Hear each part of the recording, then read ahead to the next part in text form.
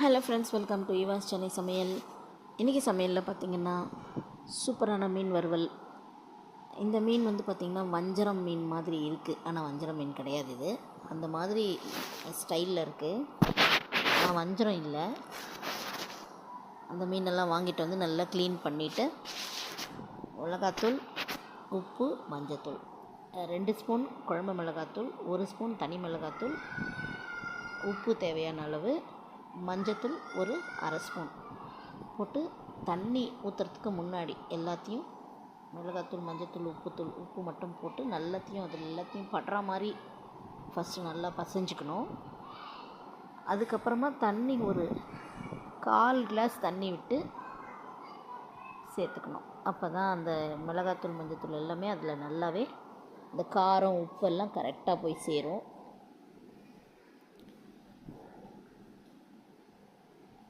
நல்லா எல்லாத்துலேயும் நான் சேர்த்துக்கிறேன். கொஞ்சமாக ஒரு 1/4 கிளாஸ் தண்ணி ஊற்றியாச்சு. இதுக்கப்புறமா ஒரு லெமன் ஜூஸ் எடுத்து அதில் மிக்ஸ் பண்ணிக்கலாம் புளிப்புக்காக.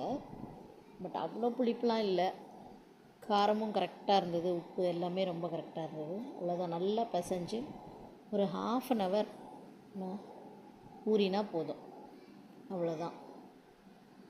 நான்ஸ்டிக் தவாவில் போட்டு ஃப்ரை பண்ணிட்டேன். மொத்தம் 13 பீஸ் இருந்தது. முதல்ல 6 பீஸ், அப்புறம் 7 பீஸ் போட்டு சூப்பராக வறுத்து எடுத்தாச்சு.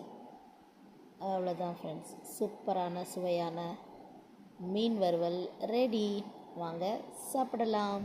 தேங்க்யூ ஃபார் வாட்சிங். Subscribe my channel. Thank you friends, thank you.